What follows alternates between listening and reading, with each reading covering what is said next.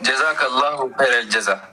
ያ ጀማ አሁን ኢብራሂም ያሳየን ነገር ምንድን ነው?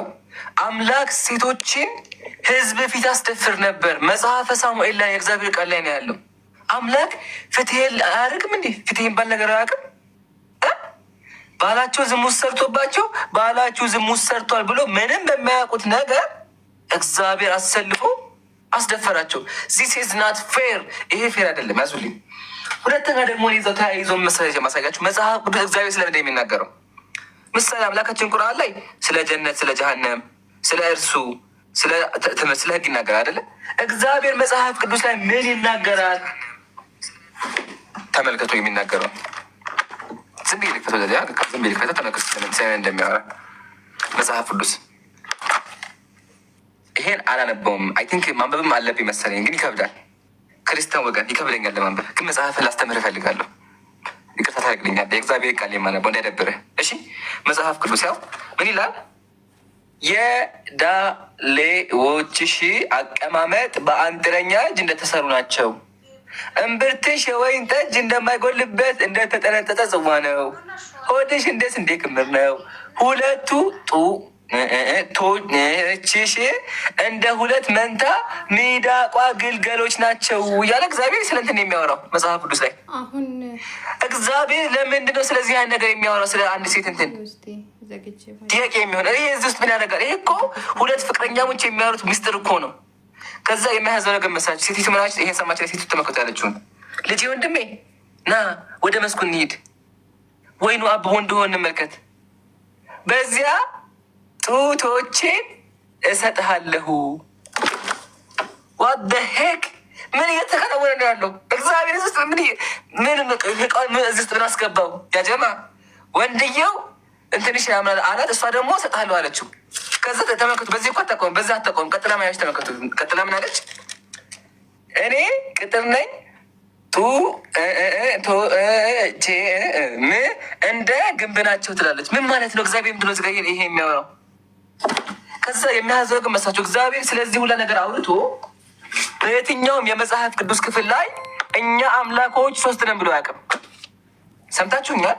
እግዚአብሔር ስለ ሴት ዕቃ መቀመጫ ምናምን አውርቶ ግን መጽሐፍ ቅዱስ ላይ ስለ ስላሴ አልተናገረም። እኛ አምላክ አለም።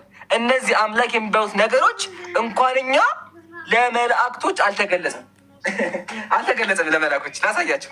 መላእክቶች ራሱ አምላካቸው ሰዎችም እንትኖች ማያውቁ። ተመልከቱ። ይሄን እንዲከደርጉልኝ ሰይፈ ስላሴ ሰይፈ መለኮት መጽሐፉን ይዩት። ፔጅ 203 ላይ ሚስጥር አለ ከሰውና ከመላእክት ከማንኛውም ፍጥረት የተሰወረ ነው አለ። የአምላክ ሚስጥር ይሄ ስለ አምላክ ሶስቱ አምላክ የሚባለው ነገር እንኳን ሰዎች ይቅርና መልአኮችም አይገባቸውም። አምላካችሁ ስለ ራሱ አልነገራችሁም።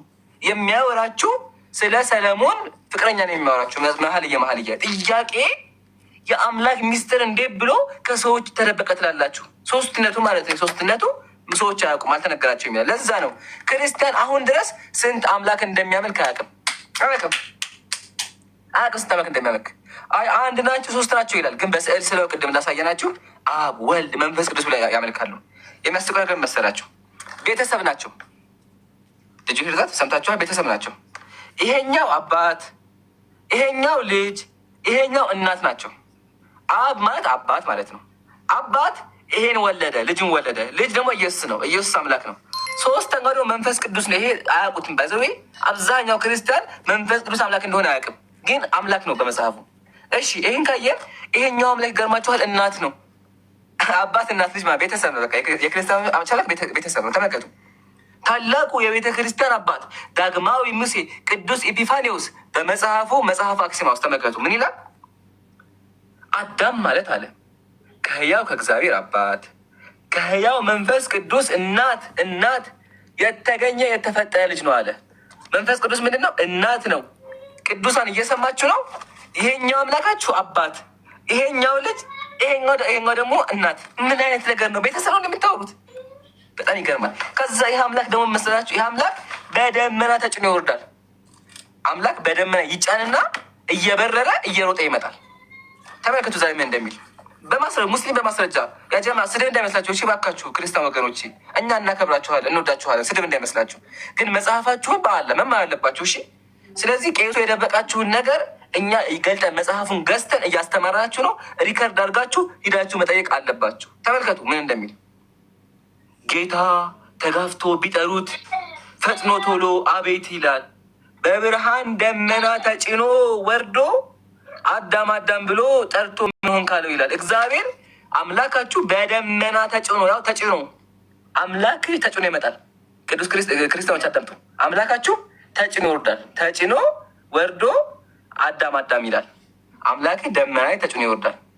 አረ ይሄ አይደለም፣ ይሄ አይደለም። አምላክ ይበራል፣ አምላክ ይበራል፣ ወላሂ ይበራል። መጽሐፍ ቅዱስ ነው ያለው። አሳያሁ ነው መጽሐፍ ቅዱስ ተመልከቱ ምን እንደሚል። በጣም ይገርማል እኮ ሱብሃንአላህ ነው። በጣም አዝናለሁ ይሄ ነገር ስናገር፣ ግን መጽሐፉ ነው ተመልከቱ። ሰማዮችን ዝቅ ዝቅ አደረገ ወረደ። የክርስቲያኖች አምላክ ወረደ። በኪሩቤል ላይ ተቀምጦ ምን አደረገ? በረረ። አያችሁ፣ ሙስሊም በማስረጃ አምላካችሁ ይበራል።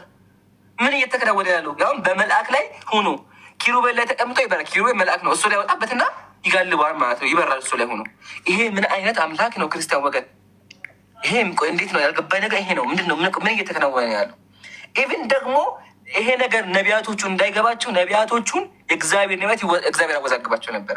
እግዚአብሔር ነቢያቶቹ እንዳይገባቸው ያታላቸው ያጭበረብራቸው ነበረ። እራሱ እግዚአብሔር አለ። ተመልከቱ፣ ራሱ እግዚአብሔር ምና ተመክቶ ቢተዝገለ ነብዩ ቢታለል ቃልንም ቢናገር ያንን ነብይ ያታለልኩት እኔ እግዚአብሔር ነኝ አለ። ማነህማ? እኔ እግዚአብሔር ነኝ አለ። እግዚአብሔር የገዛ ነቢያቶቹን ያታላል። እጄም በእርሱ ላይ ዘረጋለሁ፣ ከህዝቤ ከእስራኤል መካከል አጠፋዋለሁ አለ። ራሱ አታሎ ራሱ የሚያጠፋ አምላክ እግዚአብሔር፣ ያው እኔ እግዚአብሔር ነኝ አለ። ኧረ በእናታችሁ ምን እየተከናወነ ያለው? አምላክ በደመና ተጭኖ ወርዶ አምላክ በሮ፣ ይሄ ደግሞ እንዳይገባቸው ነቢያቶቹን አጭበርብሮ ካጭበረበረም በኋላ ገሏቸው። ምን እያደረገን ያለው አምላካቸው? በጣም ጥያቄ ሆንብኛል። ብዙ ነገሮች ነው ያሉት። አሁንም አይ ቲንክ ደቂቃዎች አሉ። ስለዚህ እንሄድበታለን። ተፋጠሩ፣ ጨምሩበት።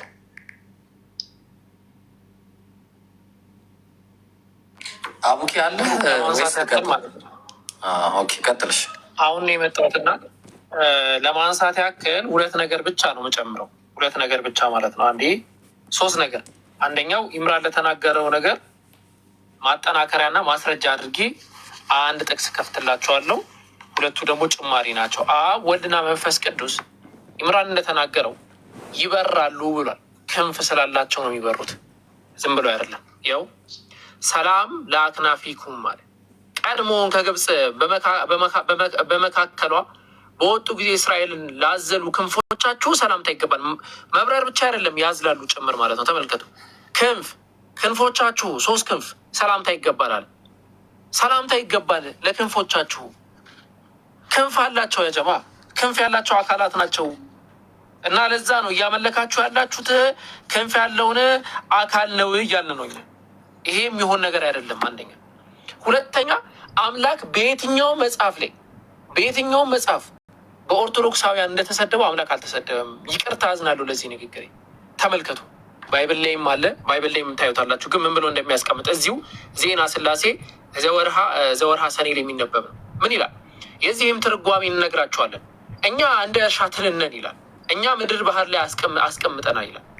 ለአደም ልጆችም እንድትበቃ አድርገናል። ለልጆችም ከብዙ ስማችንን ይጥሩ እያልን አዘናላል። እንደ እርሻ ትል ማለት አንድ በጣም አደገኛ የሆነ አካል፣ በጣም የሰውን ነገር የሚነካ ሰውን በጣም የሚጎዳ አካል የሚገለጽበት አገላለጽ ነው። የእርሻ ትል ይባላል። የእርሻ ትል ገብቷችኋል? የእርሻ ትል ማለት ቡቃያን የሚያበላሽ ማለት ነው።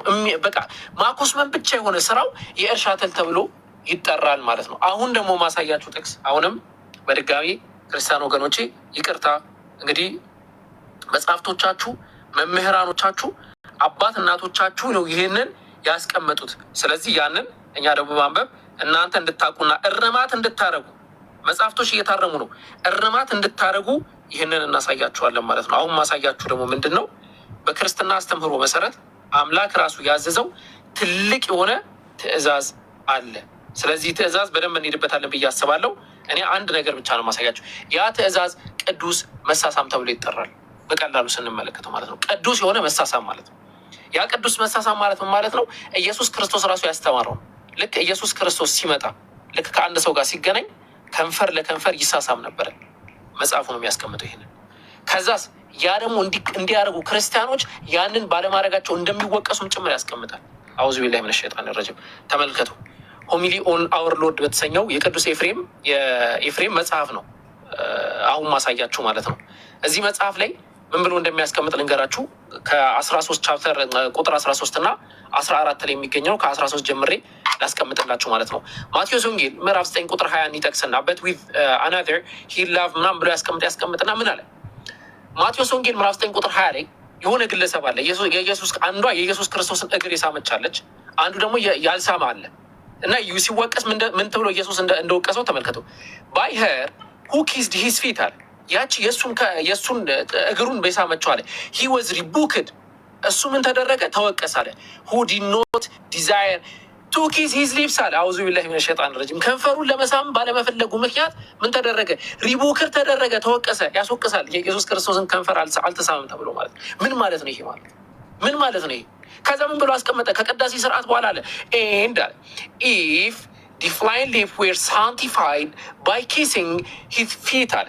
ኃጢአተኛ የሆነች አካል፣ ዝሙተኛ የሆነች አካል የኢየሱስ ክርስቶስን እግር በመሳማ ምክንያት ብቻ ኃጢአቷ ይቅር የተባለላት ከሆነ ሃው ማች ሞር ሹድ ቢ ኖ ፒውር ሊፕስ ቢ ሳንቲፋይድ ባይ ኪሲንግ ሂዝ ማውስ አለ። ሱብሃነላህ። ከንፈሩንስ በመሳም እንዴት ነው ሰው ይቅርታ የማይባለው? እንዴት ነው ኃጢአቱ ይቅር የማይባልለታል? ይኸው ተሳሳሙ ብሎ ያስቀምጣል ማለት ነው። ፎር ዘ ሲንፉል ውመን ባይ ሄር ኪስድ ሪሲቭ ዘ ግሬስ አለ። ያቺ ኃጢአተኛ የነበረች ዝሙተኛ የነበረች ሴት እርሱን በመሳማ ምክንያት ምን አግኝታለች? ምን አግኝታለች? ይቅር ተብላለች። ግሬስ አግኝታለች። ጸጋ አግኝታለች። እናንተ ክርስቲያኖች ሆይ ተሳሳሙ ይላል። ይህንን እኔ ብቻ አይደለም የምናገረው፣ ዮሐንስ አፈወርቅ ጭምር ይናገራል። ኤፍሬም ብቻ አይደለም የሚናገረው፣ ሌሎችም አካላቶች ይናገሩታል። እንመጣበታለን ማለት ነው። ይሄ ሴሞ በተሰኘው መጽሐፍ ላይ በቀጣይ ደግሞ አሳያቸዋለሁ። ኦገስቲን የሚናገረው ማለት ነው። ኢብሮ ወይ አለው ጉድ ነው እኮ አንተ። ኢብሮ እባክህን ስማኝ። አሁን አቡኪ ያሳየን ከንፈር መሳም አይደለ? ኢየሱስ ደግሞ ከጸጉር ጀምሮ እስከ እግር ሙሉ ሰውነት ይስማል። በጣም ይቅርታ እሺ ወገኖች፣ በጣም አከብራቸዋለሁ። ግን መጽሐፍ ነው ያለው። ላሳያ እንዴ? አሳይ ምሩ አሳይ። ከዛ በኋላ እኔ ለየት ስለሚል አሳይ። ቀጥል ሂድ። ተመልከቱ። ገድለ ዘርአ ብሩክ ላይ መጽሐፉ ነው። እሺ ይሁትማ ምን አደረገ? በቃ እስከዛ ምን ብላችሁ በቃ እንግዲህ ሰምተችላለሁ። ይህንንም ሲናገር ጌታችን ኢየሱስ ክርስቶስ ከዙፋኑ ከመንበሩ ተነስቶ ከእግሩ ጀምሮ መላ አካላቱን ሳመው ይላል። በቃ ልጃለሁ ያቻናታላችሁ ይላል። ያ ይሁት እዛው ናቸው ይሁት። ይህንን ሲያደንቁ ጌታችን ኢየሱስ ከመንበሩ ከዙፋኑ ተነስቶ አፉን የወንዳፍ ማለት ነው፣ እግሩን መላ አካላቱ ሶ ኢየሱስ ሙሉ የወንድ ሙሉ እንትን ይስም ነበረ። አውዙ ቢላሂ ሽጠራጅም። ይሄ አሁን ምንድን ነው ወገኖቼ? እኔ ለእናንተ አዘንኩላችሁ። ምን አይነት መጽሐፍ ምን እየተወረ አምላክ እንዴት በሆነ ከዙፋን እየወረደ ሙሉ አካል ዘርአ ብሩክ የሚያደርጋቸው በጣም ያስጠላል። እና በቃችሁ ይሄን ነገር እስክሪን ታጋችሁ በደንብ አጋችሁ ጠይቁ። ቀጥል ይሻላል። ሱብሃነላህ ወላሂ በጣም ይገርማል። ግን ወላሂ ላዝም ሱብሃነላህ በጣም የሁለታችሁ የሚያስደነግጥ ነው። እሺ አንዴ ትልቁ ላይ አርጉኝ። ሱብሃነላህ ወላሂ አሰብኩት እኔ መጽሐፍ ላይ ቢሆን እንዴት ላኢላሃ ኢለላህ። አንዴ ትልቁ ላይ አርጉኝ። ያጀማ ሞዴሬተሮች ካላችሁ ወሳኝ ነገር ነው ማሳያችሁ። ሄሎ አላችሁ? ሞዴሬተር የለም መሰለኝ። እየቆዩ ነው እንትን የሚሉት። አይ ቲንክ ቅድም እንደዛ ነበር። እሺ ወሳኝ ነገር ነበረ። መጽሐፈ ጨዋታ እስከዛ ድረስ ላሳያቸው።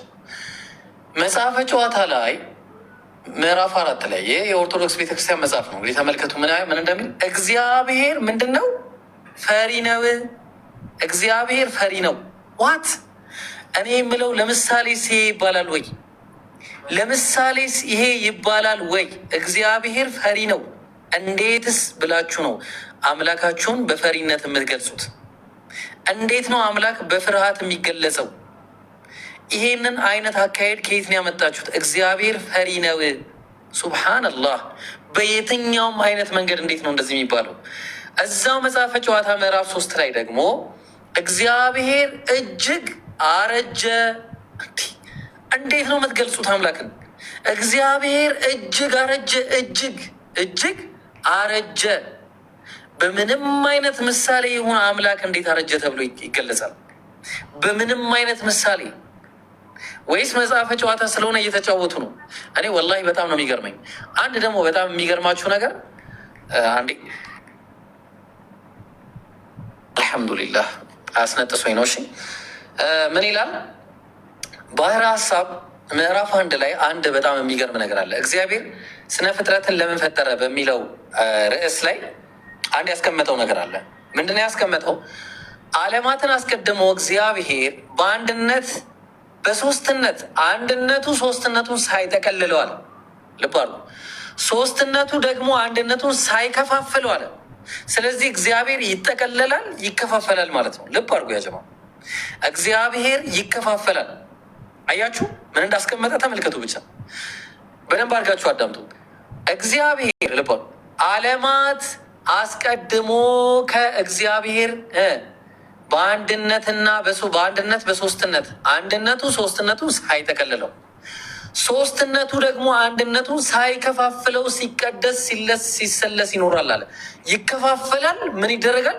ይህ እንዲሁም ደግሞ ይጠቀልላል ማለት ነው። እግዚአብሔር በባህሪው ማለት ነው። እግዚአብሔር አንዴ ይከፋፈላል፣ አንዴ ይጠቀልላል ማለት ነው በባህሪው። ይሄ እውነት የአምላካዊ ባህሪ ነው ወይ ነው? አምላክ በባህሪው እንደዚህ አይነት ተለዋዋጭ ነው ወይ? ስለዚህ አንዴ ልድገምላችሁ። እዚህ ያለ እግዚአብሔር እጅግ አረጀ አረጀ። ይኸው ኢብራሂም አይደለም ያለው፣ መጽሐፉ ነው ያለው። መጽሐፈ ጨዋታ ስጋዊ ምዕራፍ 3 ላይ ማለት ነው።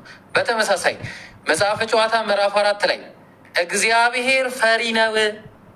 ፈሪ እንዴት ነው አምላክን እንዴት ነው ይህንን አምላክ አምልክ ብላችሁ የምትጠሩ? በየትኛው አይነት መንገድ ነው ይህንን አምላክ አምልኩ ብላችሁ የምትጠሩ? እግዚአብሔር ፈሪ ነው ብቻ ሳይሆን አንድ ልጨምርላችሁና እመለሳለሁ። ይበቃኛል። እዚህ ላይ አንድ ይሄ ሁሉ በነገራችሁ ላይ የእግዚአብሔር ባህሪያቶች ናቸው። ኢምሮ ወርዷል። አንድ ያስገቡት ኢምራንን አስገቡት በላቸው። ኢምራንንም ካለ አብዱልከሪምና እንትናንም አስገቧቸው።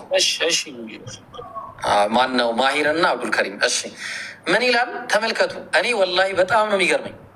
እኔ ለአምላክ እንደዚህ አይነት ባህሪ መስጠት በራሱ ምን አይነት እኔ እንዴት እንደምንስማማ እኔ አላውቅም። ወዴት እንደምጠሩን ራሱ እኔ አላውቅም። እግዚአብሔር ሰውን በምድር ላይ በመፍጠሩ ተጸጸተ። እንዴት ነው የሚጸጸት አምላክ የማመልከው? እንዴ የሚጸጸት አምላክ ብቻ አይደለም። እግዚአብሔር ምን ያደርግ ነበር መሰላችሁ? ተመልከቱ ምን እንደሚል አንደኛ ቆሮንቶስ ምዕራፍ 1 ቁጥር 25 ላይ ከሰው ይልቅ የእግዚአብሔር ሞኝነት ይጠባልና። ሃው ዴር ዩ ጋይስ! እንዴት ነው አምላክን በሞኝነት የምገልጹት? ኢምራን እንዴት ነው ልጋቸውን ሳባቸው ስለማላቃቸው በጣም ይቅርታ ወንድሜ ስላቋረጥኩ። ኢምራን መሳቢያ ሞዴሬተሪ ነጥቀኛል። ሞዴሬተሪ መልስልኝ አንተ ሰውዬ። ምን ችግር የለም። መሳቢያ ያለውን ማስገባት ቻለ። እሺ ግን አንዴ ቆይ አትሄድሻ እንዲያስገባኝ ልወደና ሞዴሬተር እንዲሳሌ ድጋሚ ይገባለሁ። ኦኬ እሺ ያጀማ ልብ አድርጉ። በሞኝነት ተገለጸ። ከዛ ደግሞ ቀጠልና ከእግዚአብሔርም ድካም የሰው ድካም ይበረታልና አለ። እንዴት ነው አምላክ በድካም የሚገለጽ? እንዴት በድካም የሚገለጽ አምላክን ነው አምልኩ የምትሉ? ይሄ በጣም ከባድ ነገር ነው። በጣም ከባድ ነገር ነው። ስለዚህ እንደዚህ አይነት አምላክ አምልክ ብላችሁ መጠራት በራሱ ለእኛ በጣም ከባድ ነው። ስለዚህ መስተካከል ይገባዋል። ኦኬ ቀጥል። አቡኪ አለ።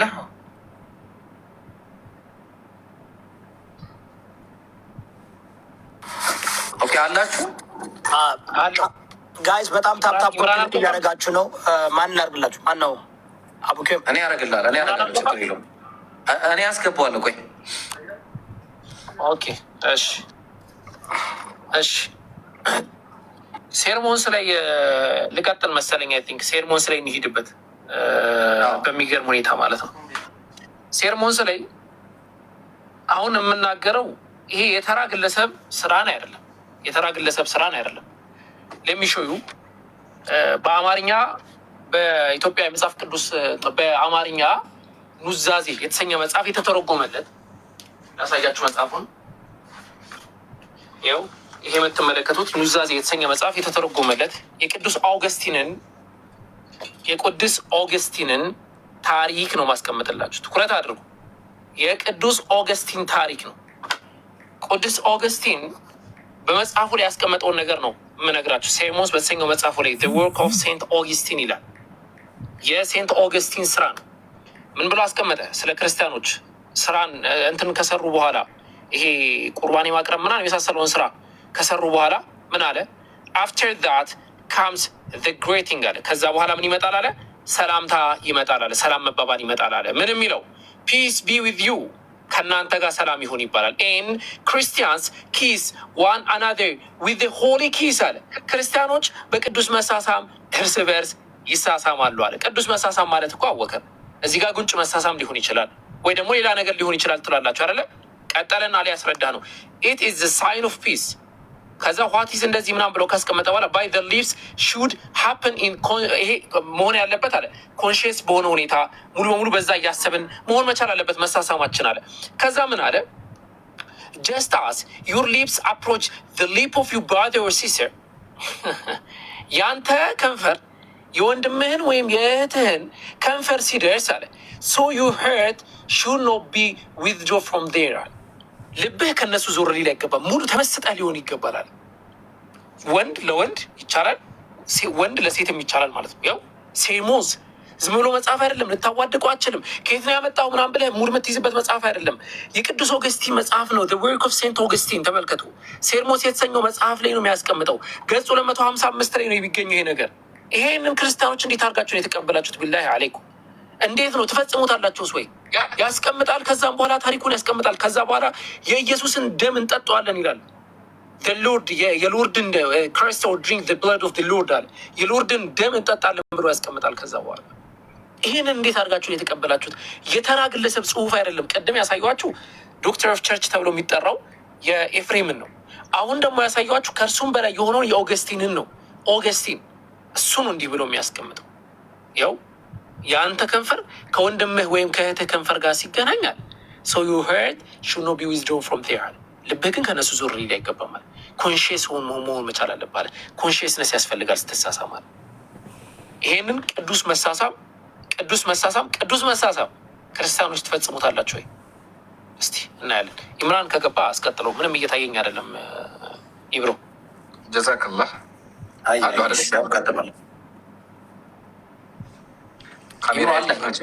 ካሜራ ብለር ዳርጓል። እስቲ ድጋሚ አድርገው አንዴ። ሞዴሬተር አስተካክሉታል። እንደዚህ እናድርገውና እሺ። ጀዛኩሙላሁ ኸይረል ጀዛ። በደንብ ብዙ ነገር እየተማራችሁ ነው ያጀማ። ኮሜንትን አይ ቲንክ ሙስሊሞች ኮሜንት ከፈት እያላችሁ ነው። ኮሜንት ያልከፈት ነው መሰላችሁ ክርስቲያኖች እንዳይሳደቡ ነው። እሺ ብላህ አለይኩም። ተሳድበው መጥፎ ነገር ከሚሰሩ ተቀምጠው እየከበዳቸውን ቢያዳምጡ ይሻላል። እሺ ዲያቆናታውን ከስር ሲገቡ እያየናቸው ያዳምጡ በደንብ። ዲያቆናቸው መጥቶ ያዳምጡ በደንብ ብለን ነው። እሺ አሁን ደግሞ የማሳያችሁን መሰላችሁ ክርስቲያን ወገኖቻችን አምላካችን ብለው የሚያመልኳቸው አምላኮች አሉ።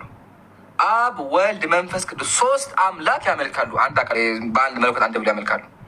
እሺ ጥያቄ ይሄ አስተምሮ ከየት መጣ ስንል እግዚአብሔር መጽሐፍ ቅዱስ ላይ ምን አለ? ሽማ እስራኤል አዶናይ ኤሎሄኑ አዶናይ ይኻል አለ። እስራኤል ሆይ ስማ አምላካችን ያህዌ አንድ እግዚአብሔር ነው አለ። እግዚአብሔር አንድ ነው አለ መጽሐፍ ቅዱስ። እነሱ ምን አሉ? ሶስት ናቸው አሉ። ቅዱሳን ሶስት አምላክ አለ የሚለውን ከየት ነው ያመጣችሁት ታውቃላችሁ? ይሄ አገር የመጣው ከህንድ ሀገር ነው። ከህንድ ሀገር ጭናችሁ ያመጣችሁት። ህንዶች ከእናንተ ከ1500 ዓመት በፊት ያው ልጅ አባት መንፈስ ብለው ያምናሉ። ይህንን ራሱ ያጀማዩት መልኩን ብቻ ቀይራችሁ፣ ያው መልኩ ብቻ የተቀየረው ይሄኛው ወጣትን ይሄኛው ደግሞ ሽማግሌ ነው። መልኩን ብቻ ቀይራችሁ አምላኮቻችን ብላችሁ አመጣችሁ። የሚያስቀ ነገር መሰላችሁ? ህንዶች ራሱ ምን ይላሉ? የእኛም አምላክ እኮ ሶስት አካል ነው እንጂ አንድ አምላክ ነው ይላሉ። ተመልከቱ ምን እንደሚውዚጋ መጽሐፋቸው ላይ ማለት ነው። ተመልከቱ ራግባ ብሔረ የተባለ መጽሐፍ አላቸው። ምዕራፍ 8 ቁጥር 26 ላይ 25 ላይ ይላሉ ዚስ ዋን ጋድ አሉ። አንድ አምላክ አለ አሉ እነሱ። አያችሁ አይደለ? አንድ አምላክ አለ፣ ሶስት አካል አለ አሉ መጽሐፋቸው ላይ እንደናንተ። ስለዚህ ክርስቲያን ወገን በደንብ አዳምጥ። ሶስት አምላክ አለ አብ፣ ወልድ፣ መንፈስ ቅዱስ የሚለው አስተምሮ ከህንድ ሀገር ተጭኖ ነው የመጣው። ህንዶች ከእናንተ በፊት ያው እንደናንተ ስለው ስዕሉ ራሱ አንድ አይነት ያው ስዕሉ ራሱ አንድ አይነት ተደርድረው እኩል ተቀምጠው ይስሉ ነበር። እናንተ ደግሞ ይህን ኮረጃችሁ አምጥታችኋል። እና እባካችሁ እግዚአብሔር ያልተናገረውን ነቢያት ያልሰበኩትን አምላክ አታምልኩ። ማምለክ ያለባችሁ አንዱን አምላክ ነው እንጂ ሶስት አምላክ ሊኖር አይችልም። ግን መጽሐፋችሁ ተመልከቱ። መጽሐፋችሁ ይላል ስላሴ አለ። አዩ ዛሬ ሶስቱ ጌቶች በድንኳን ውስጥ እንደተናገዱ አለ። ሶስቱ ጌቶች አምላኮቻቸው ናቸው። እንዴት ብሎ ሶስት ጌታ ይኖራል? ቅዱስ ወገናችን አዳምጥ እስኪ። እንዴት ነው ሶስት አምላክ የሚኖረው? ስለዚህ ባካችሁ ሳይረፍድባችሁ ከእንደዚህ አይነት አስተምሮ እራሳችሁን አውጡ። አንድ አምላክ ነው ያለው ነው። እሺ አንድ ደግሞ የሚጨመላችሁ መሰላችሁ ኢየሱስ ላይ ነው። ኢየሱስ ፍቅር ነው ይባላል በክርስትና። አምላካችን ነው። አምላካችን ሰው ገሎ አያውቅም ይባላል። ግን ኢየሱስ ምድር ላይ መጥቶ እንኳን ሰው ገሏል። ኢብራሂም ምን ታወጣልኛለህ መሰለህ ከቻልክ እግዚአብሔር በብሉይ ኪዳን ያገድልበትን አዘጋጅልኝ። እግዚአብሔር በብሉይ ኪዳን ሕፃናትን ድንጋይ ላይ ፈጥፍቶ ገሏል። ሰዎችን አሳርዷል። በመጋዝ ተርትሯቸዋል። በመጽሐፍ ቅዱስ በመጋዝ ተተርትረዋል። ግን ኢየሱስ ይሄን እንኳን ብድረሳለት አዲስ ኪዳን ላይ መጥቶ ምድር ላይ በማርያም ጊዜ ምን አድርጓል? ሕፃን ልጅ ገሏል። ኢየሱስ ሕፃን ልጅ ወላሂ አለ። መጽሐፋችሁ ነው ያለው። እሺ ወገኖቻችን መጽሐፋችሁ ላይ ነው ያለው። እሱን ደግሞ ላስተምራችሁ። በደንብ የተማሩ ሻላ ሪከርድ አድርጉ፣ ተማሩ። ሙስሊሞችም ሪከርድ እያደረጋችሁ አሰራችሁ። እሺ አሁን ሁላችሁም እጃችሁ ላይ ክርስቲያኖች ቤታችሁ አይጠፋም ብዬ አስባለሁ። ቤታችሁ እንታወጣላችሁ። ተአምረ ማርያም አውጡ፣ ወይም ደግሞ ተአምረ ኢየሱስ አውጡ። እሺ ተአምረ ኢየሱስ አውጡ። ያው እኔ ከፍቻለሁ፣ መጽሐፉን ከፍቻለሁ። ይሁት መጽሐፉ በኢትዮጵያ ኦርቶዶክስ ተዋሕዶ ቤተክርስቲያን ለኦርቶዶክስ ነው። ይሁት እዚህ ጋር ምን ይላል? ዳግመኛም አንድ ልጅ ሲሮጥ የጌታ ኢየሱስን ልቡን መታው። ያ ጌታ ኢየሱስም ያንን ልጅ ሕይወት ተቆረጠች አለው። በዚያን ጊዜ ያ ልጅ ሞተ፣ ወደቀና ሞተ። ልጁ ሞተ። ኢየሱስ ለምን መታህም ብሎ ሕፃኑን ልጅ ገደለው። ሕፃን ልጅ እኮ ነው። ሕፃን ልጅ እየተጫወተ ሳለ ምን አደረገው? ኢየሱስ መታው። ሲመታው ኢየሱስ ገደለው፣ ሕይወት ተቆረጠች። በዚያን ጊዜ ልጁ ወደቀና ሞተ። የሞተውም ልጅ የተመለከቱ ደንግጠው ጮሁ። የሚናገረው ሁሉ የሚፈጸምለት ይህ ልጅ ከማን ወገን ነው ተባባሉ። የሞተውም ልጅ ዘመዶቹ አለቀሱለት ይላል። ምንም የሚያቅሳል ልጅ ሱብሓነላህ፣ ሱብሓነላህ። ምንም የሚያቅን ሕፃን ልጅ ልቤን መታህም ብሎ ገደለው። ማን? ጂሰስ ክራይስት በመጽሐፋቸው። ዛሶ ዋይልድ፣ በጣም ዋይልድ ነው። ከአእምሮ በላይ ከባድ ነው። አሁን ደግሞ ኢብራሂም ያሳየናል። በብሉይ ኪዳን ጊዜ አብ ወልድ መንፈስ ቅዱስ በእነሱ አስተምሮ ሰዎችን ሲጨፈጭፉ ነበረ። እስኪ ያሳየን ኢብራሂም። ኦ ማይ ጋድ። እሺ በጣም ጥሩ። ምናልባት እሺ ማሂር ቀጥል። ማሂር ከታች ልቀጥለው እያለ ስለሆነ ቀጥልና ኢንሻላህ ከዛ በኋላ እኔ ክርስቶሎጂ ላይ የተወሰነ ማውራት ፈልጋለሁ። ኢንሻላህ ቀጥሉ። ሰላም አለይኩም ሁላችሁም። ሰላም አለይኩም። ወአለይኩም ሰላም ወረሕመቱላህ ወበረካቱ። አዎ እስካሁን የተነሱት በጣም እኔ ማለት ለአእምሮ በጣም የሚከብዱ ናቸው። አንድ አካል አንድ አምላክ እንደዚህ ነው እየተባለ እንዴት ነው ሊያመልክ የሚችለው? የአምላክን ባህሪያት በጠቅላላ የሚንዱ ነገሮች ያየ ነው እና በግሌ በጣም የተገረምኩባቸው ነገሮች ናቸው። ለአእምሮ የሚከብዱ ናቸው። ምናልባት ከዚህ በፊት ስለሰማናቸው ምናምን አንዳንድ ሰዎች ከዚህ በፊት ስለሰማናቸው ምናምን ዛሬ በሰላም ልንተኛ እንችላለን። ግን ከዚህ በፊት ያልሰማችሁ ሰዎች በጣም ይቅርታ። ይሄ ፕሮግራም መሆን የነበረበት በጠዋት ነው። ምክንያቱም እንቅልፍ የሚነሳ ነገሮችን ነው እያየን ያለ ነው። እኔ ላሳያችሁ የፈለግኳቸው አንድ ሁለት ጥቅሶችን ላሳያችሁ። ከእግዚአብሔር ጋር በተገናኘ ነው እያየን ያለ ነው። እግዚአብሔር እስራኤላውያን ያጠፋሉ። አንድ የካሜራውን ልክፈትና ላሳያችሁ።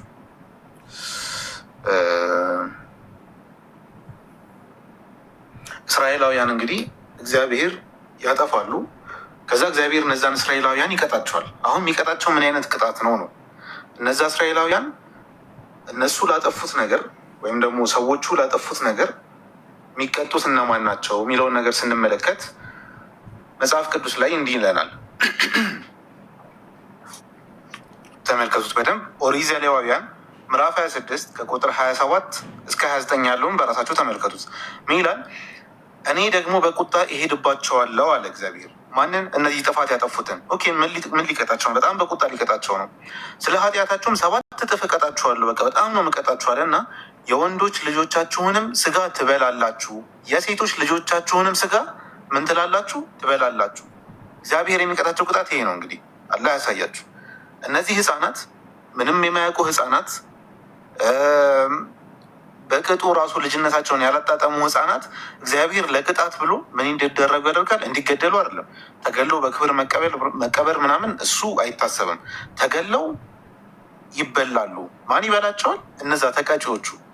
አሁን ይሄ ቅጣቱ ለልጆቹ ነው ወይስ ደግሞ ለማን ነው ቅጣቱ? ጥያቄ የሚያስነሳ ነገር ነው። በተመሳሳይ ደግሞ ትንቢተ ኤርምያስ ላይ የአንድ ጊዜ ክስተት ምናምን አይደለም። ትንቢተ ኤርምያስ ምዕራፍ 19 ቁጥር 9 ላይ የወንዶችና የሴቶች ልጆቻቸውንም ስጋ አበላቸዋለሁ ብሎ ይናገራል። ሁሉም ጠላቶቻቸውና ነፍሶቻቸው የሚሹት በሚያስጨንቋቸው ጭንቅና መከበብ በባልንጀሮቻቸው ስጋ ይበላሉ ብሎ ያስቀምጣል። የምናይ ምን የወንዶችና የሴቶች ልጆቻቸውንም ስጋ ይበላሉ። እየቀጣቸው ነው እግዚአብሔር። እንዴት ነው የህፃንን ልጅ ስጋ መብላት ቅጣት የሚደረገው? አንዲት ነፍስ ላጠፋቸው ነገር ነው የምትቀጣው። እነዚህ ልጆች ሲገደሉ የሚደርስባቸውን ስቃይ አስቡት። እነዚህ ልጆች በክብር አለመቀበራቸውን አስቡት። እነዚህ ልጆች ገና የዚህን ዓለም ምንም ነገር ያላዩ ዓለምን ገና ያላጣጠሙ መሆኑን አስቡት። እንደዚህ ሆኑ ምን እንዲደረጉ ይደረጋል? እንዲበሉ ያደርጋቸዋል። እሱ ብቻ አይደለም፣ ሌላም ጊዜ ላይ እግዚአብሔር ድጋሚ ይናደድባቸዋል። እነዚህ እስራኤላውያን ላይ ማለት ነው። አሁንም ሌላ ቅጣት ሊቀጣቸው ነው። እንግዲህ ምን ሊያደርጋቸው ነው? ኦሪት ዘዳግም ምዕራፍ 20 ቁጥር 49 እና 50 ላይ ተመልከቱት። እግዚአብሔር ቋንቋቸውን የማታውቀውን ፊታቸው የደነደነውን ሽማግሌውንም የማያፍሩትን ከዛዝ ሕፃኑንም የማይምሩትን ሕዝብ ንስር እንደሚበር ከሩቅ አገር በምድር ዳር ምን ይልብሃል? ያመጣብሃል። አምጩ ማን ነው? እግዚአብሔር ራሱ። እግዚአብሔር ምን የማይሉ ህፃናትን የማይምሩትን እግዚአብሔር ለቅጣት ብሎ እስራኤላውያን ላይ ምን አይነት ጦር ነው እያላከባቸው ያለው? ህፃናትን ማይመሩ ህፃን ናቸው ብሎ ማይመሩ በቃ ጨፍጭፈው የሚያጠፉ አካላትን ምን ይላል?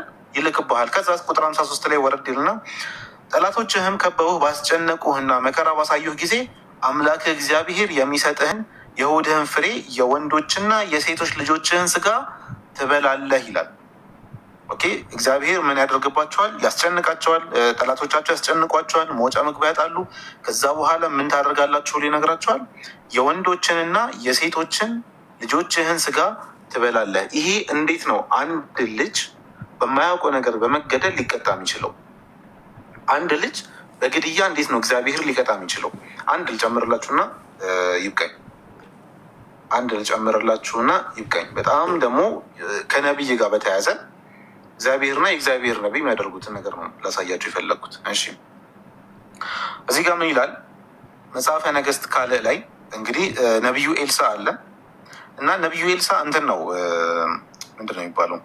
መላጣ ነው፣ ጸጉር የለውም። ስለዚህ ልጆች እየተጫወቱ ነበርና አገኙት። መጽሐፈ ነገሥት ካልዕ ምዕራፍ 2 ቁጥር ስንት ላይ? ቁጥር 23 እና 24 ላይ አገኙትና ምን ይሉታል? ከዚያም ወደ ቤተል ወጣ፣ ነቢዩ ማለት ነው። በመንገድም ሲወጣ ብላቴናዎቹ ማለትም ህፃናቱ ከከተማይቱ ወጥተው አንተ መላጣ ውጣ፣ አንተ መላጣ ውጣ ብለው ምን አሉበት? አፌዙበት። ህፃናት ናቸው፣ እርግጥ ነው ያፌዛሉ፣ ጥፋት ያጠፋሉ። ህፃናት ለህፃናት ሲሆን ኖርማል ነው እኛ እስከምናውቀው። ከዛ ዘወር ብሎ ማያቸውና በእግዚአብሔር ስም ረገማቸው አለ። ይሄ ነቢይ ረገማቸው። ነቢዩ ራሱ ነቢይ ተብሎ እንደዚህ በቶሎ በንዴት የሚወጣ ነቢይ ራሱ ከባድ ነው። እንደ ነቢይ መቀመጡ መጽሐፍ ቅዱስ ላይ የምናያቸው አብዛኞቹ ነቢያት ርዕሳችን አይደለም እንጂ ተመሳሳይ ነገሮችን ነው የምናይባቸው። ከዛም በእግዚአብሔር ስም ነው የረገማቸው። በዚህ እርግማ መሰረት እግዚአብሔር ምን አደረገ? ነቢይ ይሳሳታል፣ ችግር የለውም ማለት ስሜታ ይሆናል ምናምን። የእግዚአብሔር ተግባር ምንድን ነው? ከዱርም 2 ድቦች ወጥተው ከብላቴናዎች 42ቱን ምን አሏቸው? ሰባበሯቸው። በሌላ አማርኛ እነዚህ ትንሽ ህፃናት ምን ተደረጉ? ተገደሉ ማለት ነው። በጣም ትንሽ ህፃናት ናቸው። እንግሊዝኛውን ተመልከቱት፣ ሊትል ችልድረን ይላል። ትናንሽ ህፃናት ናቸው። እነዚህ ትናንሽ ህፃናት እግዚአብሔር ምን እንዲደረጉ ነው ያደረገው? እንዲሰባበሩ፣ እንዲገደሉ። ለምን? አንድ ነቢይ ሄደው አንተ መላጣ ብለው ስለተናገሩት፣ ሙድ ስለያዙበት። ህፃናት እንዴት ነው ህፃናት ላይ በዚህ ልክ ጨካኝ የሆነ አምላክ እንደ አምላክ ልንይዘው የምንችለው የሚል ጥያቄ እናነሳለን። አንድ የመጨረሻ ልጨምር ፈልጌ ነበር ግን ሰዓት አይኖርም። እሺ ቀጥሉ። በቃ ኢምራን ቀጥል። አላሁ ኸይረል ጀዛ ወአሕሰነ ኢለይክ። የጀማዓተል ኸይር ያው ገራሚ ፕሮግራም ነበር የነበረን። አንድ ነገር እሺ ብሎ ቀጨመርና ኢንሻላህ አጠቃልለው እንለያያለን ማለት ነው። አጠቃላይ 2 ደቂቃ አስተኝ 2 ደቂቃ፣ ምክንያቱም ትምህርት ይሆን ዘንድ አንድ ወሳኝ ነገር መናገር ፈልጋለሁ። ምን መሰላችሁ? እስካሁን ድረስ ያው ኢምራን ያጠቃልሏል ሁሉ ነገር፣ ግን አንድ መናገር የምንፈልገው ነገር አለ። እኛ የምንጠራው ወደ አንድ አምላክ ጥሪ ነው። አላህ ቁርአን ላይ ሲነግረን ምን አለ መሰላችሁ? ወኢላሁኩም ኢላሁ ዋሂድ፣ አምላካችሁ አንድ አምላክ ብቻ ነው ማለትን እንጂ ነቢያት ምንም የሰበኩት ነገር የለም። ይህንን ነበር የሰበኩት። አላህ ቁርአን ላይ ሲናገር ሱረቱ ነህል ምዕራፍ 16 ቁጥር 36 ላይ ምን እያለ ይናገራል? ወለቀድ በዐትና ፊ ኩሊ ኡመቲን ረሱላ አን ዕቡዱ ላህ ወጅተኒቡ ጣጉት፣ በእርግጥም ወደ ነቢያት ሁሉ ወደ ህዝቦች ሁሉ ነቢያትን ልክ ያለው የተላኩበት ዋነኛና አንድ ትልቁ ምክንያት አላህን በብቸኝነት ተገዙ፣ ጣዖታትን ራቁ የሚል ይሄ ነበረ። በቃ ትልቁ አስኳሉ ትልቁ ነገርም ይሄ ነበረ። አሁን ኢየሱስ ታዲያ ምንድን ነው የሰበከው ነው? ምድር ላይ ያስተማረው ምንድን ነበረ? በመጀመሪያ ኢየሱስ ስለራሱ የተናገረው ነገር አለ። ለምሳሌ ዮሐንስ ወንጌል ምዕራፍ 8 ቁጥር 40 ላይ ከአምላክ የሰማሁትን እውነት የነገርኳችሁን ሰው አለ ራሱ እኔ ሰው ነኝ አለ። ኢየሱስ ብቻ ሳይሆን የአንደኛ ጢሞቴዎስ ጸሐፊ አንደኛ ጢሞቴዎስ ምዕራፍ 2 ቁጥር 5 ላይ ጳውሎስ ሲናገር አንድ አምላክ አለና አለ። በአምላክና በሰው መካከል ያለ መካከለኛ ደግሞ አንድ አለ፣ እሱም ደማን ክራይስት ጂሰስ አለ። እሱም ሰው ነው አለ። በቃ ኢየሱስ ሰው ነው አለ። በቃ አንድ አምላክ አለ፣ እሱ ሌላ። ለዛ ነው ከዚህ ከአምላክ እየሰማ የሚያስተላልፍ ሰው መሆኑን የተናገረው ማለት ነው። ግልጽ ነው። በሌላ ቦታ ላይ ኢየሱስ ክርስቶስ ዮሐንስ ወንጌል ምዕራፍ 10 ቁጥር 24 ላይ እስከ መቼ ድረስ በጥርጣሬ ታቆየናለህ? አንተ መሲሁ ከሆንክ አንተ ክርስቶስ ከሆንክ ገልጠ ነገረን አሉት። እንግዲህ ነገራቸው ማለት ነው። እኔ ነኝ አላቸው። ሌላ ቦታም ተናግሯል። ማርቆስ ወንጌል ምዕራፍ 14 ቁጥር 61 ላይ ማለት ነው። አንተ የብሩክ ልጅ ክርስቶስ ነህ ሲሉት አዎ እኔ ነኝ አለ። ኢየሱስ በማያወላዳ አማርኛ እኔ ሰው ነኝ አለ፣ እኔ መሲሁ ነኝ አለ፣ ወይ ደግሞ ክርስቶስ ነኝ አለ። ሌላኛውና አንደኛው ደግሞ ምንድን ነው? ማርቆስ ወንጌል ምዕራፍ 6 ቁጥር 4 ላይ ነቢይ ከገዛ ኢየሱስ ምን አለ? ነቢይ ከገዛ ቀሩና ከገዛ ቤቱ በቀር ሳይከበር አይቀርም አለ። እኔ ነቢይ ነኝ አለ ኢየሱስ። ተግባባል። ኢየሱስ ክርስቶስ ነቢይ ነው፣ ሰው ነው፣ እንዲሁም ደግሞ መሲህ ነው ማለት ነው። ግልጽ ነው። በዛ ላይ ደግሞ አምላክ አለኝ አለ። ዮሐንስ ወንጌል ምዕራፍ 17 ቁጥር 3 ላይ እውነተኛ አምላክ ብቻ ሊሆን ከአንተን የላከውን ኢየሱስ ክርስቶስ ያውቁ ዘንድ ይህች የዘላለም ሕይወት ናት አለ። ስለዚህ እውነተኛ አምላክ ብቻውን የሆነ አንድ አምላክ እንዳለ ሰብኳል። ያ ደግሞ አብ መሆኑ ሌላ ቦታ ላይ እንመጣበታለን። ስለዚህ ከዛ ምን አለ ኢየሱስ? የላከውንም ኢየሱስ ክርስቶስ ያውቁ ዘንድ አለ። እኔ መልእክተኛ ነኝ አለ። ኢየሱስ መልእክተኛ መሆኑን ተናገረ፣ እንዲሁም ደግሞ አምላክ እንዳለው ተናገረ። ስለዚህ ኢየሱስ ክርስቶስ ሰው ነው፣ መልእክተኛ ነው፣ ነቢይ ነው፣ እንዲሁም ደግሞ አምላክ አለው። በአጭሩ ይህን ይመስል ዮሐንስ ወንጌል ምዕራፍ 20 ቁጥር 17 ላይ ወደ አምላኬና ወደ አምላካችሁ ወደ አባቴና ወደ አባታችሁ አድርጋለሁ ብለሽ ንገሪያቸው አላት መግደላዊት ማርያም። የኔ አባት የእናንተ አባት ነው፣ የኔ አምላክ የእናንተ አምላክ ነው እያለ ይሰብክ ነበረ ምድር ላይ። አምላክ ያለው አምላክ አለን? የለም። ሆሴ ምዕራፍ 11 ቁጥር 9 ላይ እኔ አምላክ ነኝ እንጂ ሰው አይደለሁም እና አለ። እኔ ሰው አይደለሁም አለ አምላክ። ሰው ካልሆነ ኢየሱስ ሰው ከሆነ አምላክ ሰው አይደለም፣ ሰው ሊሆንም የተገባው አይደለም። ምክንያቱም አምላክ ሁሉን አዋቂ ነው። ሁሉን አዋቂ የሆነው አምላክ ሁሉን አላዋቂ የሆነ ካላችሁ ይሄ ከአምላክ ባህሪ ጋር የሚሄድ አይደለም ማለት ነው። ግልጽ ነው። ስለዚህ አንድ አምላክ ብቻ ነው የተሰበከው። ለዛ ነው ዘዳግም 6:4 ላይ እስራኤል ሆይ ስማ አምላካችን ያህዌ አንድ ያህዌ ነው ብሎ ሰበከ ሙሴ። ይህንን ሙሴ ኢየሱስ ክርስቶስ ደግሞ ሲናገር ማርቆስ ወንጌል ምዕራፍ 12 ቁጥር 29 እና 28 ላይ ከዛፎችም አንዱ ምን አለ? መጥቶ ኢየሱስ ክርስቶስን ሲጠይቀው ለሰዎች ሲመልስ አይቶ ምን አለ? ኢየሱስን ከትእዛዛት ሁሉ ፊተኛይቱ ማንኛይቱ ናት ብሎ ሲጠይቀው ከእስራኤል ስማ ጌታ አምላካችን አንድ ጌታ ነው በማለት ነው የመለሰው ማለት ነው። ስለዚህ ይህንን ይመስላል። አንድ አምላክን በብቸኝነት ተገዙ፣ ነጻ ትወጣላችሁ፣ ከምትፈሩት ነገር ሁሉ ትድናላችሁ፣ ከጀሃነም እሳት ወጥታችሁ ጀነትን ትገባላችሁ። እስልምናን ሰዎች እንደሚሏችሁ ሳይሆን እስልምና የነቢያት ሃይማኖት ነው። ግቡና አንብቡት። ያነበበው በእርግጠኝነት ይሰልማል። አመሰግናለሁ። ጀዛከላሁ ኸይረል ጀዛ ኢብሮ ወንድሜ።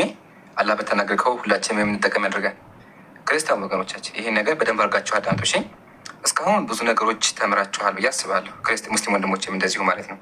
ይህን ካየን አምላካችን ቁርአን ላይ አንድ ምክር ይመክራችኋል። እሺ፣ አምላክ ቁርአን ላይ ምን አለ? ባዕድ አዑዙ ቢላሂ ሚነ ሸይጣን ረጂም ያ አህለል ኪታብ ላ ተግሉ ፊ ዲኒኩም አለ። እናንተ የመጽሐፉ ሰዎች ሆይ በሃይማኖታችሁ ወሰን አትለፉ፣ በአላህም ላይ እውነት እንጂ አትናገሩ፣ አምላክ ላይ አትዋሹ። የመርየም ልጅ አልመሲህ ኢሳ የአላህ መልእክተኛ ወደ እርሱ የጣላት ይሁን ቃል ከእርሱ የሆነ መንፈስ ብቻ ነው። በአላህና በመልእክተኞቹ እመኑ። አማልክት ሶስት ናቸው አትበሉ። ሶስት አምላክ አለ አትበሉ። አንድ አምላክ ነው ያለው።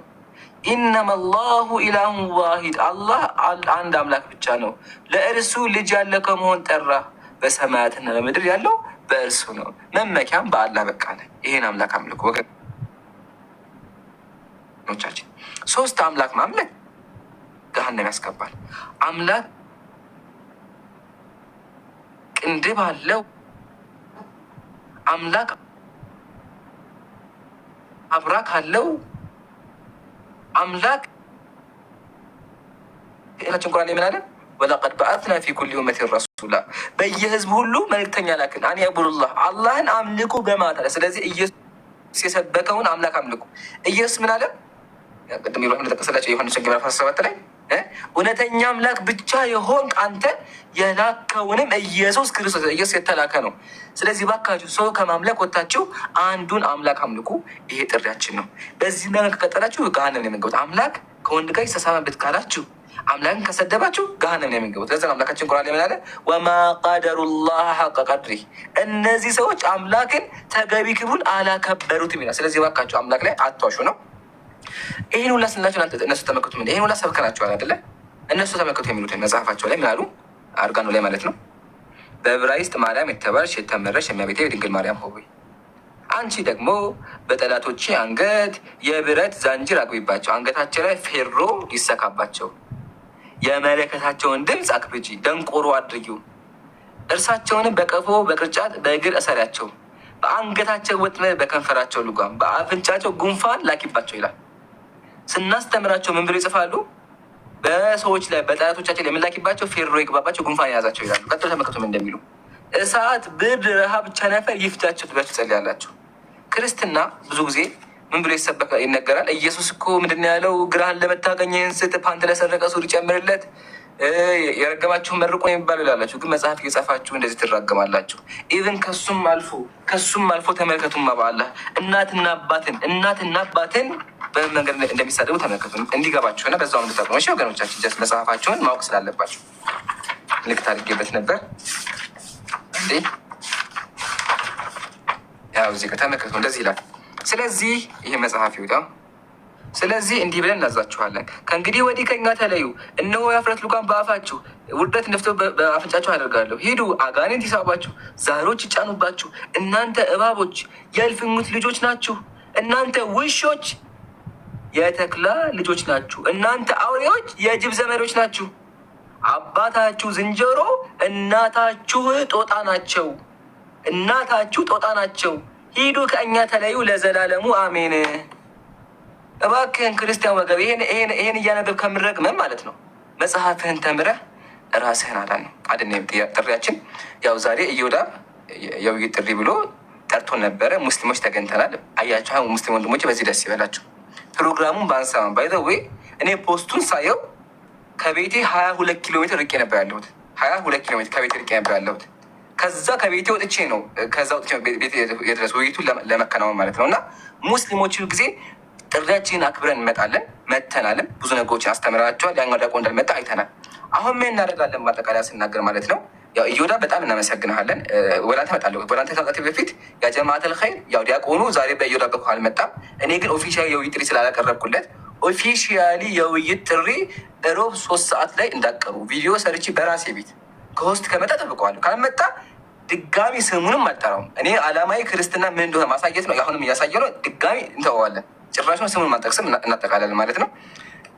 እና ደግሞ አሁን ስዘጋ ማለት ነው ጥያቄ ያላችሁ ወገኖቻችን እስልምናችን መልሳለሁ። ስለዚህ የምታደርጋላችሁ እኛ ቤት መታችሁ መጠየቅ ትችላላችሁ። እና ኢዮዳብ አዳምጠኝ። ይሄ ለኢዮዳብ ነው። አዳምጡኝ። የትኛውም ክርስቲያን፣ ኦርቶዶክስ፣ ጴንጤ፣ ካቶሊክ ይሁን እኔ ጋር ኢብራሂም ጋር አቡበከር ጋር አህመድ ጋር ለመወያየት የፈለገ ካለ ሙአደብ የሆነ ከሆነ ያው በፈለክበት ጊዜ ቀጠሮ አውጥተህ ጥራን፣ መተን ለመወያየት ዝግጁ ነን። ብቻ ስነ ስርዓት ይኑራቸው፣ አይሳደቡ፣ እውቀት ያላቸው ይሁኑ። በየትኛው ምት ዳቆን አይሁን ሀቢቢ ዳቆን አይሁን ችግር የፈለገው ተማሪ ይሁን እባክህን ካሉ ከመጡ አገናኝና እኔ በራሴ ዝግጁ ነኝ። ኢብራሂም ፈቃደኛ ነህ? አዎ እኛ ኔክስት ውይይት አለብን። ከውይይታችን በኋላ ኢንሻላህ ይሄ የሚቀጥል ይሆናል እና በነገራችን ላይ ኢምሩ አንዴ ልቅዳውና ልፖስተው፣ ምክንያቱም ቃላችሁ እንድታከብሩ ላይቭ ነው የተናገርኩት ምን የተናገርኩት እንዳይል ቪዲዮ ሰርተ ይህን አስተላልፍልኝ። እሺ ምክንያቱም ያው ምን እየሆነ ነው ማስታወቂያ ይሰራል። ማስታወቂያ ስራ እየወዳብ ከማንኛውም ይህን ያልከውን ነገር ቪዲዮ ሰርተ ፖስት። እኔ ከዛ በኋላ መወያየት የሚፈልጉትን ስብና በተሞላ ሪስፔክት በሆነና የሚወያዩ ሰዎችን አይዤ ልቀርባለሁ። ግን ቪዲዮ ስራ በቤት እሺ። ምክንያቱም በላይቭ ሲነገር በላይቭ ነው የተነገረው እውነት አይደለም ምናምን ስለሚባል ማለት ነው። እና ይህን አድርግልኝ እሺ። አደርጋለሁ ዩዳ እና ወደ አንተ ደግሞ ስመጣ ያው ይሄን ያልነው። ስለዚህ ከሮብ በኋላ የትኛውም ክርስቲያን ለመወያየት ዝግጁ ነው። ብቻ ስነስርዓት ያለውና እውቀት ያለው ይሁን እሺ። ሙስሊሞች በንግግራችን አናጥፍም። እና ያው ዩዳ በጣም እናከብረሃለን። ሳምንት ሙሉ ፈጅተህ ውይይቱ እንዲከናወን ሞክረህ ነበረ። ያደረግከው ጥሪ በሙሉ ሙስሊም ወንድሞች እናመሰግናለን። አላህ ሂዳያ እንዲሰጥህ ወደ ብርሃው እንዲመጣ ዱዓ እናደርግልሃለን። እንዲሁም አንተ ዩዳ ወገኔ ጥያቄዎች ካሉ ምናምን አንድ ነገር ማሳየት ፈልጋለሁ ወንድሜ። ምንም ብዙ ሰዎች ለገንዘብ ብለህ ነው ምናምን ነው የምትሉት። ሳምንቱን በሙሉ እኔ እንትን በማድረጌ ይሄ ነው የመጣው። ይህን ብር ለማን ልመልስ? ምክንያቱም እኔ ሳምንቱን በሙሉ እኔ ጌም እጫወታለሁ፣ ጌመር ነኝ። የቀጠሮ ጌሜን ራሱ እንዴት እንደተበላሸ አይታችኋል። ይሄ የምወደው ነገር ስለሆነ እኔ ራሴ የአፖሎጀቲክስ ስለምሰራ መንፈሳዊ አገልጋይ ስለሆንኩኝ ያንን መርጬ አፌ በተባለው መንገድ ነው የቀረብኩና እንደዛ የምትሉ ሰዎች የውላችሁ እኔ የምዋሽ ሰው አይደለሁም። ሁሉን ነገር የማሳይ ሰው ነኝ። አንድ ነገር እዚህ ጋር ይሄ $21 ነው የገባው ሳምንቱን በሁሉ በእኔ እንትን እንዳትሉት፣ በእኔ ሌላ ነገር አታውሩ። ሌላ ኤክስኪውዝ አያስፈልግም። እዚህ ቤት መጥተው እንድትወያዩም ያደረግኩት መንፈሳዊ ጥማት ስላለብኝ እና ብዙዎቻችን ደግሞ መንፈሳዊ ጥማት ስላለብን ነው። ዛሬ የተናገርከው የኦርቶዶክስ ተዋሕዶ እምነትን የሚወክል ነው።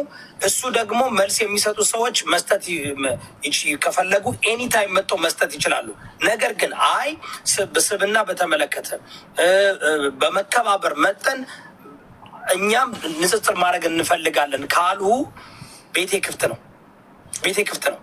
ከዛ ውጭ ግን ሌላ ነገር መስራት ብዙ የማስፈራሪያ ነገር እየደረሰ ባሳያችሁ በውስጥ ብዙ የማስፈራሪያ ነገር እየተላከብኝ ነው ከኦርቶዶክስ ተዋሕዶ እምነት ተከታዮች ውጭ በጣም የሚያሳዝን ነገር ነው።